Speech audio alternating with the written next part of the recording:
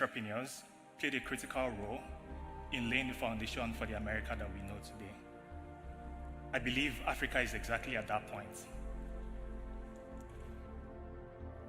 1.3 billion people.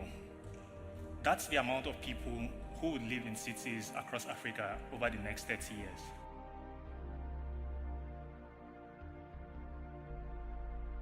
Welcome to Pan-African Lifestyle, where we rep the motherland. We post content regularly and invite you to subscribe and share, if you're a pal. That's a Pan-African Lifestyler. Africa is exactly where America was 150 years ago. And I don't mean that in a bad way. You see, 150 years ago, America was just beginning to urbanize and industrialize. The entire US population in 1870 was just a little over 38 million. That number has grown about 9 times to over 300 million people today, and a lot of that population is clustered within cities. Entrepreneurs played a critical role in laying the foundation for the America that we know today. I believe Africa is exactly at that point. 1.3 billion people. That's the amount of people who would live in cities across Africa over the next 30 years. That's a growth of almost 1 billion people compared to today's figures.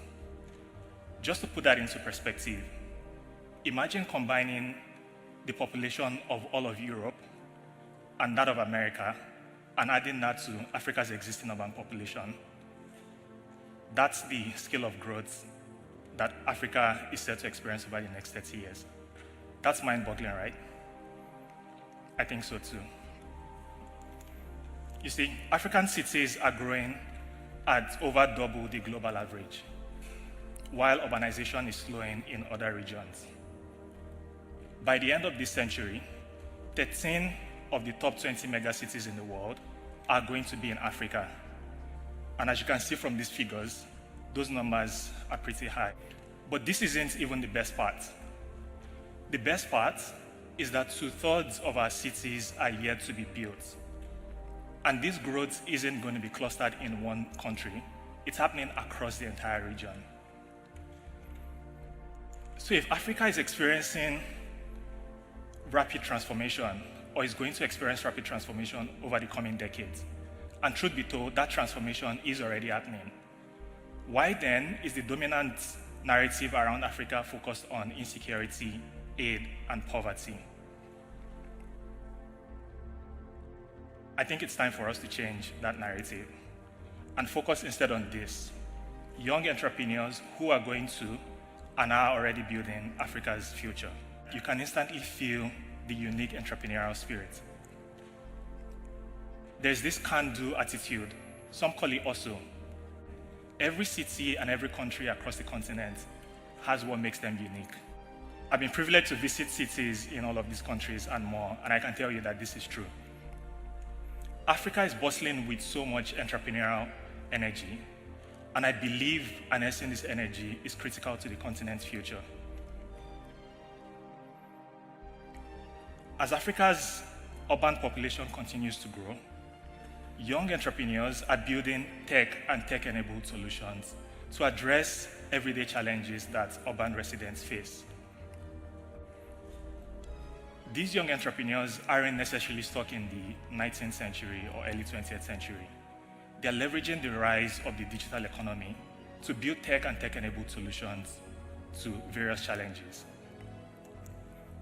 One thing is characteristic of young entrepreneurs across the continent. They aren't just building nice-to-have solutions. They're solving critical problems that are often as a result of critical gaps in infrastructures.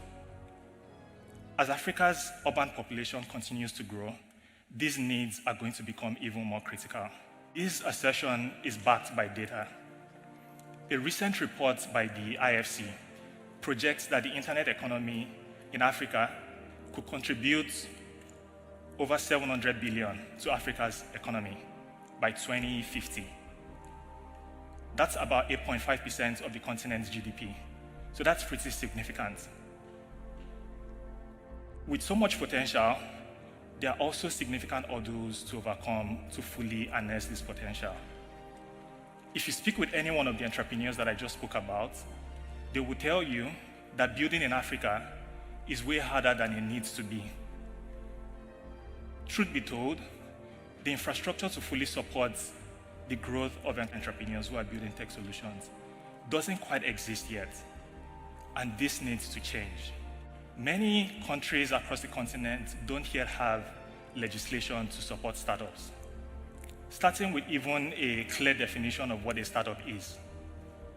Even worse, rather than trying to understand the needs of the young innovators behind these startups, policymakers sometimes respond or react with blanket bans that sometimes stifle growth. But beyond specific legislation like the Startup Act, I think policymakers also need to rethink their role to become a catalyst for entrepreneurial leadership on the continent. But this requires a mindset that sees these innovators not as a threat, but as Africa's biggest resource that can be harnessed for the continent's economic development. Partnerships like this, combined with corporate venture capital, can be very crucial to success of startups. This is especially true in Africa, where a lot of these young entrepreneurs have to work with very limited resources and in often harsh environments. No one understands what it takes to do business in Africa better than some of these large organizations that have existed for a while. It's important for them to treat their investments in young startups as commercial partnerships, not as corporate social responsibility, which is what tends to happen. Dedicated investments need to go into building research capacity, but also ensuring that the outputs of this research can get into the hands of organizations and decision makers who need to use them. Equally important, these investments transform these universities into platforms for grooming technical and entrepreneurial talents. So there you have it. 1, a clear and coherent enabling policy environment for startups. 2, more corporate startup partnerships. And 3, investments in research capacity. With these 3 ideas, we can begin to support young entrepreneurs in a way that matches the scale of rapid transformation that the continent is bound to experience. Imagine with me for a second a world where Africa Rising isn't just a narrative, but the reality indeed.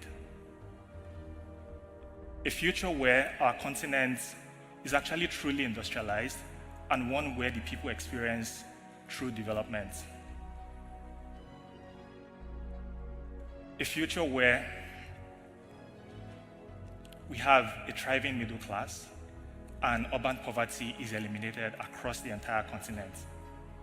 A future where our cities work for the many and not just the few. Africa's young entrepreneurs are going to build that future, but now is the time to give them all the support that they need. Thanks for tuning in to Pan-African Lifestyle. Share the name of the African country you'd like to visit in the comments section. Also, subscribe to our YouTube channel and follow us on TikTok and Instagram at Pan-African Lifestyle.